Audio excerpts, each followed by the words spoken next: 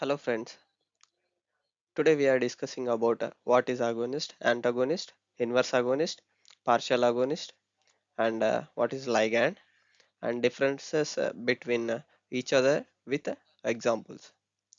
Let's get started. Yeah, we can see here before drug, these are the natural substances. When they get binds to the receptors, the activity of cell is normal cellular activity and there is no excess of activity but there is a normal cellular activity when the natural substances binds to the receptor site. And when come to our topic and main things, first of all let's discuss about agonist. The agonists are the substances which binds to the receptors which may causes the internal activity and not only internal activity, enhanced internal cellular activities means which increases the activity of cells more than that of the natural substances. Here natural substances creates normal cellular activity, but when the agonist binds to the receptor which may create enhanced cellular activity, increased cellular activity. Then come to antagonists. These are the substances which are also binds to the receptors, but there is no internal cellular activity. They only inhibit the binding of these agonists and the natural substances to the receptors. Its main aim is to block the binding of either agonist or natural substances. So it prevents the action of agonist only. So there is no internal activity of agonist and also there is no activity of antagonist. This is how agonist and antagonist acts. But our main topic is on what is inverse agonist. The inverse agonist are the substances which are also binds to the receptor, same receptors, same receptors as that of agonist bind, but here the activity, the cellular activity is quite opposite to that of agonist bind. Let's take an example of GABA A or GABA receptor.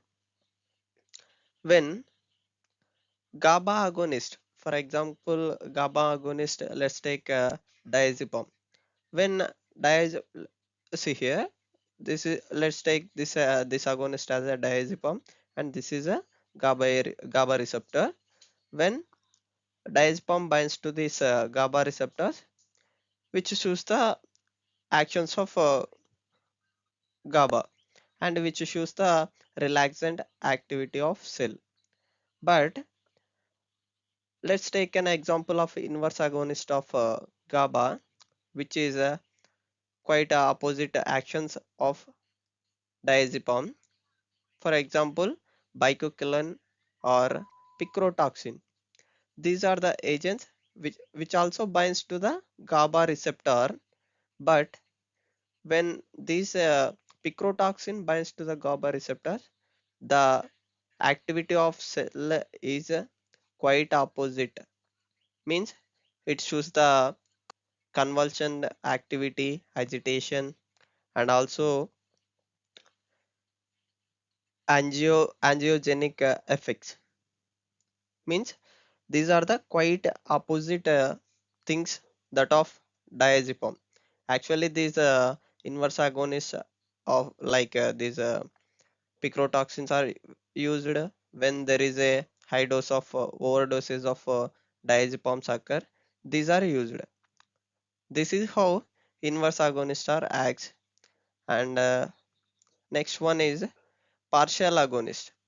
Partial agonists are looks the same to agonist, but they only show submaximal effect of internal cellular activity. There is certain increase of cellular activity only, but not a full activity as that of agonist drug. Let's see in the next slide clearly.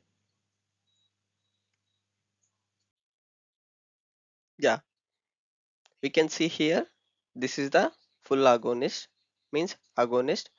Here we can see the percentage of response when in case of full agonist there is a high level of response, cellular response, but in partial agonist there is only submaximal effect of agonist. We can see there is only in between 25 to 50% of internal cellular response, but we can come to neutral antagonist. There is no effect, means these are the antagonists which not show any cellular activity but block the actions of either agonist, full agonist or partial agonist, and also some natural substances. It's prevents this antagonist prevents the binding of these agonists. Okay, then come to inverse agonist. These are the substances which also binds to the receptor, but they possess the internal activity. But this internal activity of inverse agonist is quite opposite to the full agonist. If the agonist shows the relaxant effect, the inverse agonist will show convulsive effect, like that. Okay, hope you all understood. And finally, what is ligand? Any substance which binds to the receptor or any cell internally or externally are called ligands.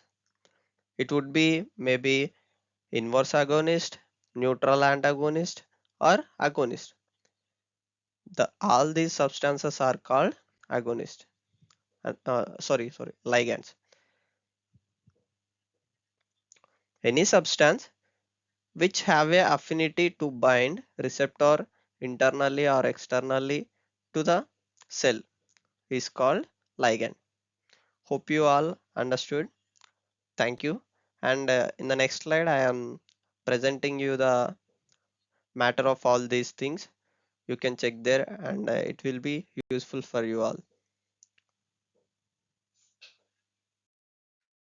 Yeah, this is the matter for all these definitions, and you can understand with this matter, and it is also for useful for your reading purpose. Thank you for spending time with me. Hope you all understood these topics, and if you like the video, please subscribe to my channel Purpose of Learning. Thank you. Bye bye.